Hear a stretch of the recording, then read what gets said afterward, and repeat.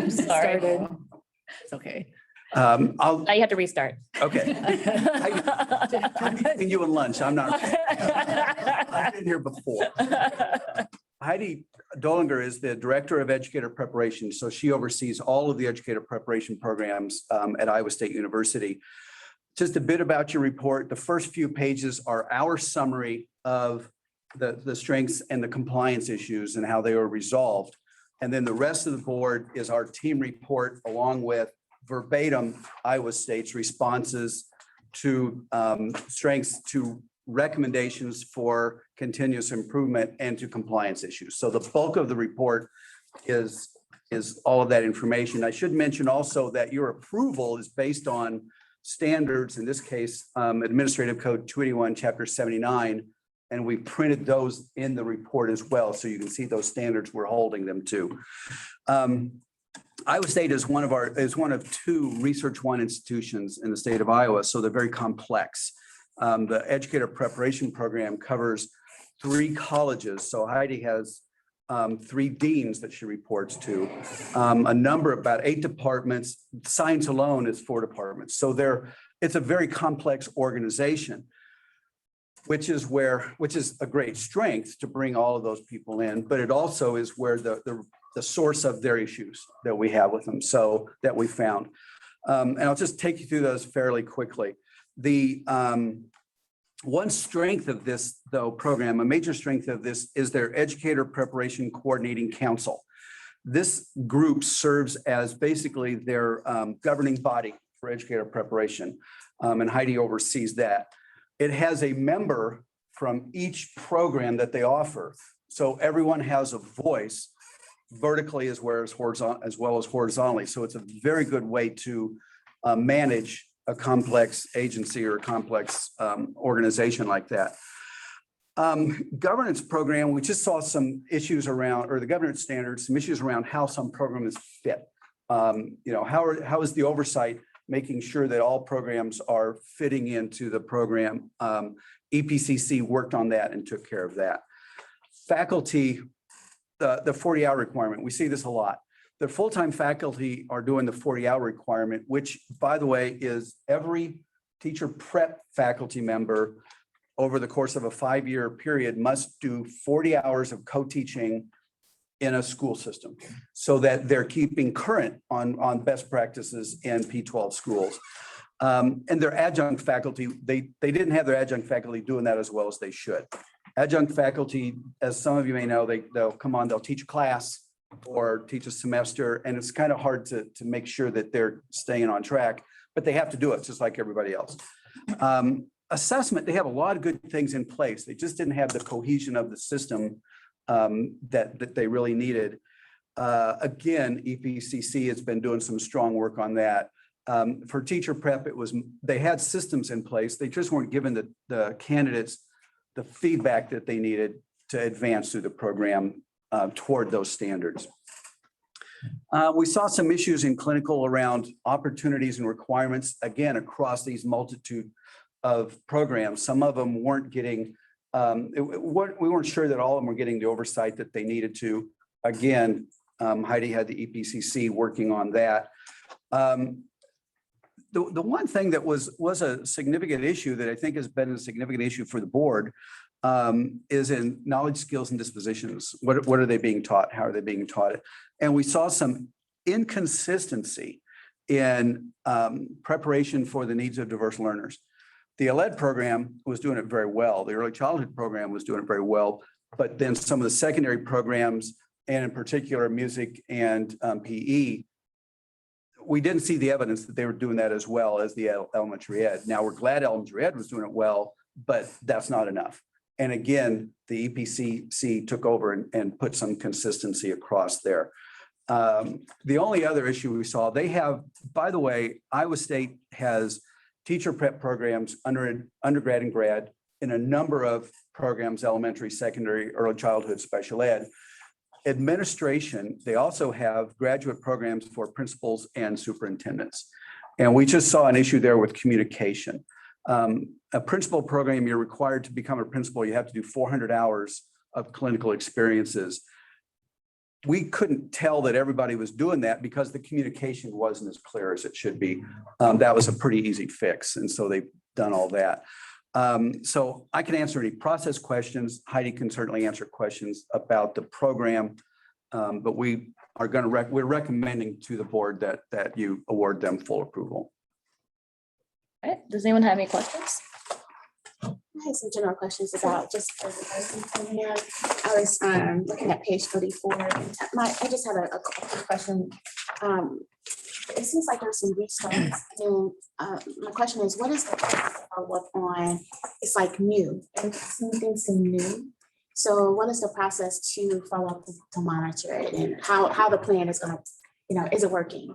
So actually, this is one of our priorities and a personal passion of mine. So we actually, when we worked through EPIC, we set up the process to not only do some new work groups so that we are taking the strengths that are occurring in some of the programs that Larry mentioned, but we are then collaborating with faculty across programs who are also teaching similar courses to ensure consistency in the courses that we have. And so there will be regular meetings. We also have put into place curriculum mappings that would be reviewed regularly. And this fall, we are starting our assessment component. What that means to monitor for self-reflection of our candidates, but also our monitoring of some of those professional, we call them professional practices in regards to diversity, equity, and inclusion. Okay, because I appreciate the transparency in the report. I do.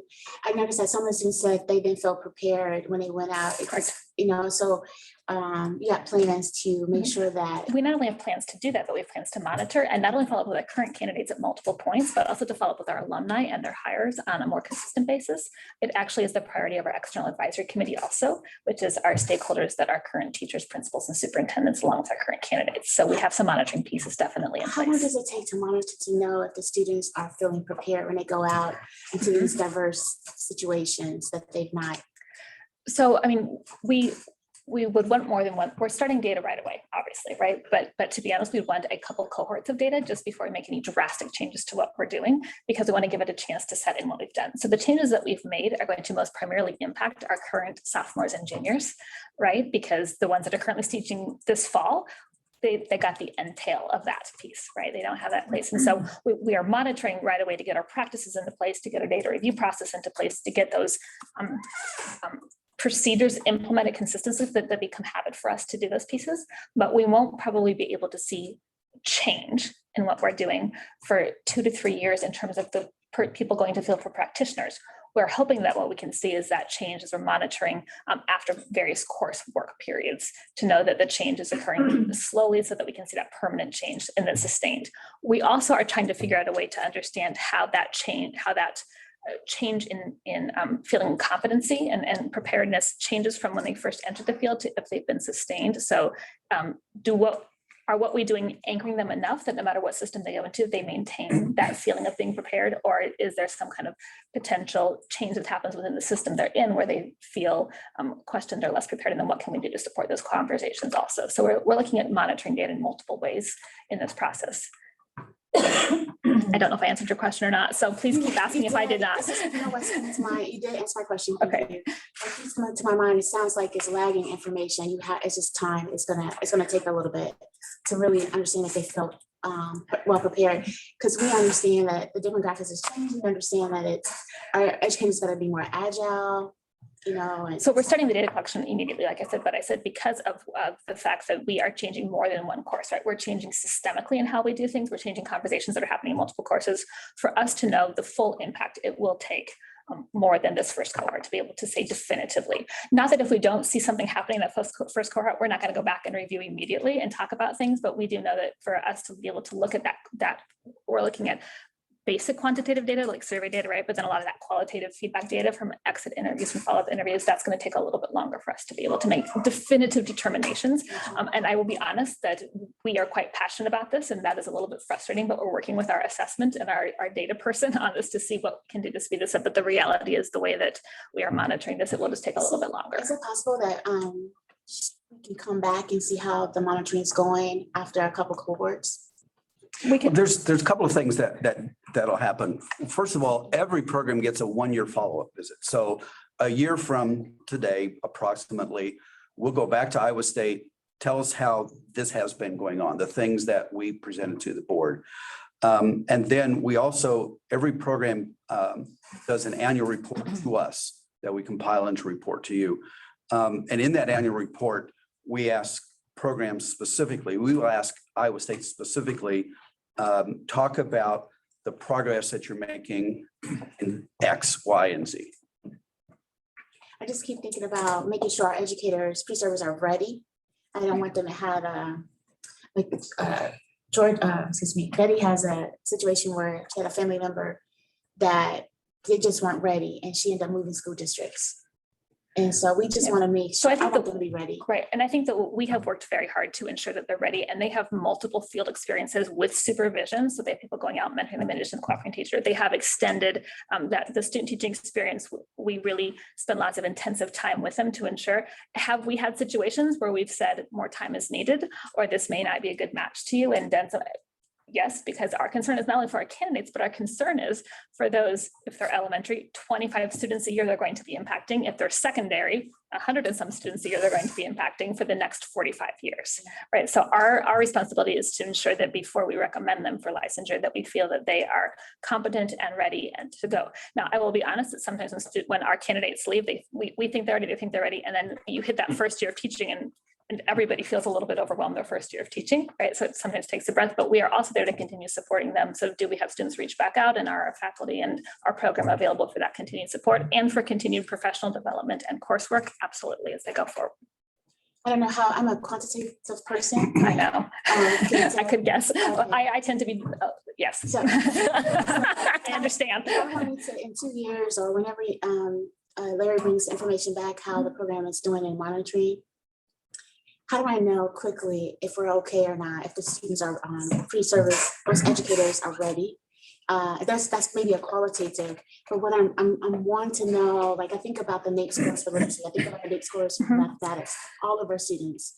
How do we make sure that? So there are a number of actual rubrics and other frameworks that we are currently examining. I talked about assessment in terms of both self-reflection, but also our evaluation of candidates in regards to around issues of equity and inclusion and diversity, and so and preparedness. So we actually are examining those tools so that we have not only those exit interviews, but we have kind of that self-reflection and then also our evaluation based on various assignments, projects, tasks that we have them do in class and in the field, so that we can start to gain some more of that quantitative data in terms of performance.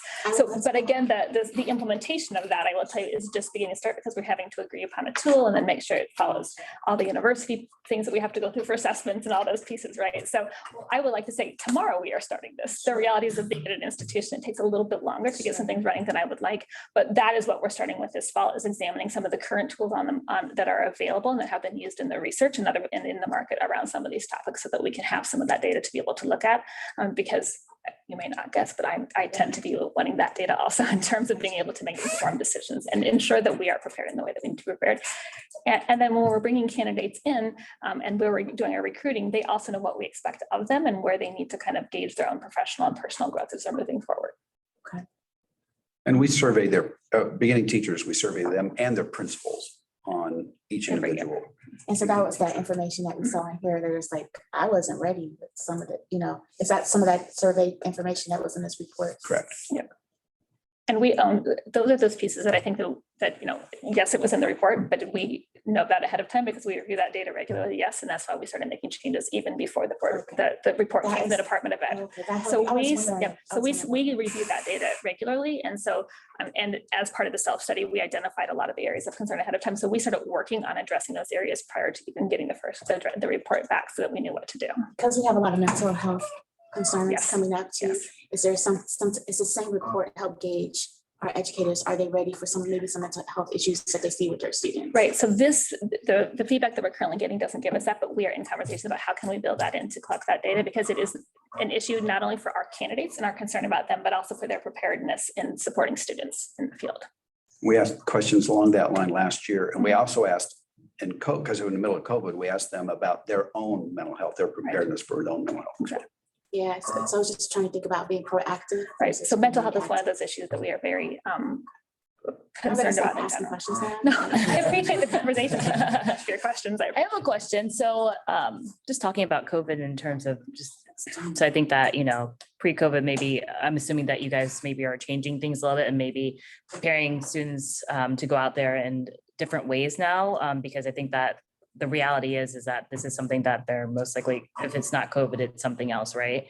So they need to be, I think just able to handle more issues, different issues, be flexible, being able to pivot and things like that. So are those things that you're preparing students for? And is that something that you're kind of identifying in students and making sure that they are, once you send them out there, they're going to be, if there's a pandemic or if there's something else, or I don't know, a climate change thing or something that happens, that they're prepared to deal with that and help the students and their families and everything? So one of the things that I think you just said is the idea of flexibility. And I think one of the things that we know about education is that we have to be flexible as educators, right? We can't predict, we don't know, we can prepare, but the best laid plans will never happen because something will happen. And that can be on a daily basis of, I had the best lesson prepared in the world and now there's an assembly because of something that happened, or it can be something like COVID, everything in between. And so one of the professional practices that we monitor, and we have a concerns index that our instructors fill out at midterm of every single course they take in educator preparation. And then we collapse and create profiles of our students to identify professional practices that we may need to support them on. And then we develop individual plans to support them on that. That's something that new and that we're implementing fully now. And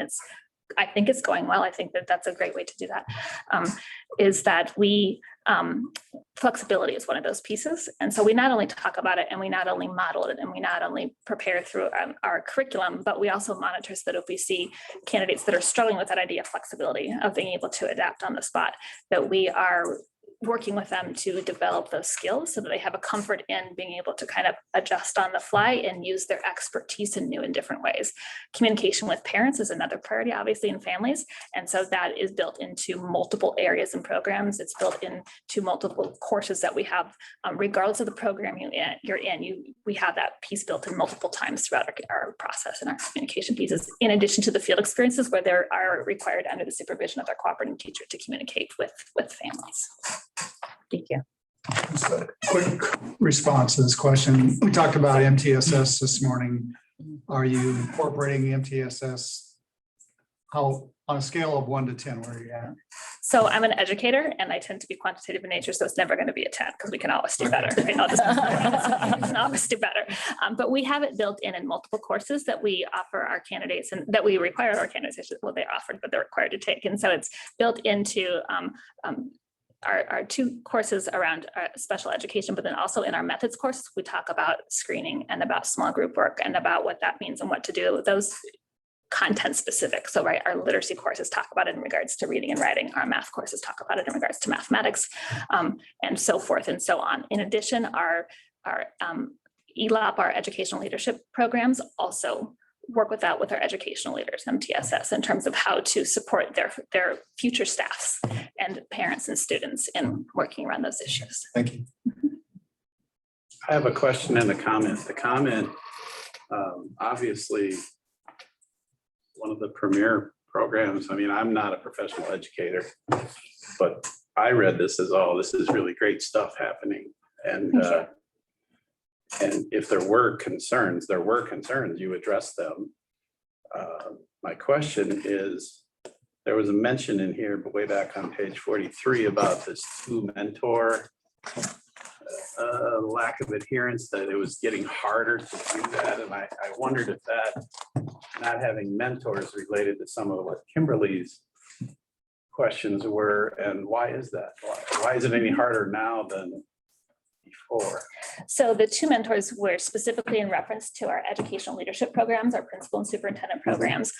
We had the process set up where they had a primary mentor and a secondary mentor. The primary mentor was typically somebody within their own district. So our principal and our superintendent candidates are practicing professionals.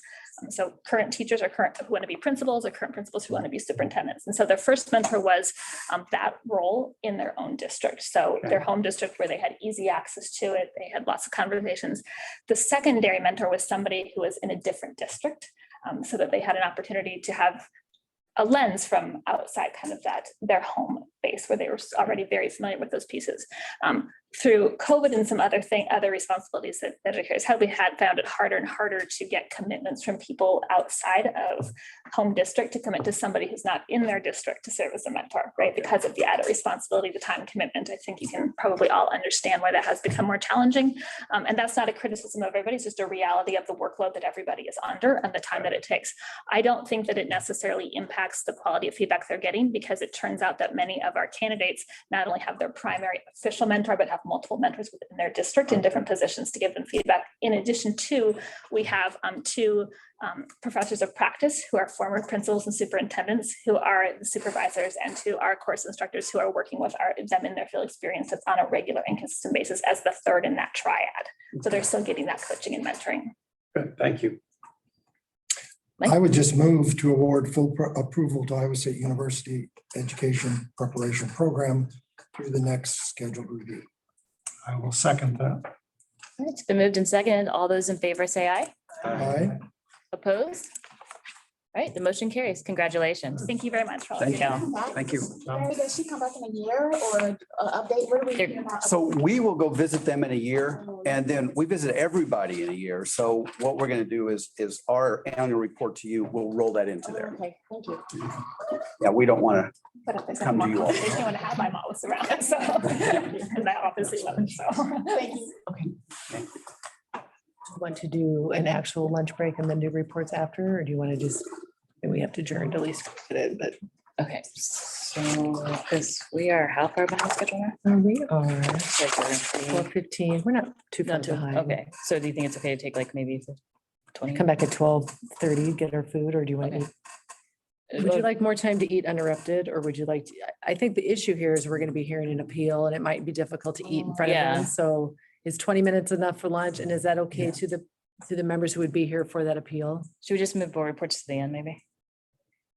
Yes. Okay, I think that's good, because I don't want to delay them, because I don't know if they are Zoom, because I know that we had some. There's at least one person ready for argument in at least one of the appeals. So like, Okay, so let's, yeah, I think we should, How much time do you want to eat? Do you want to come back at 12:40, 12:35?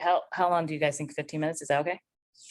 15 is fine. They're ready to go. 15, 20, okay, yeah, so let's try like 12:35-ish. Are we doing the 12:15 appeal now and then eating? No, We're going to eat and then give them our full attention for the appeal. So we're not eating in front of them, Yeah, if that's okay.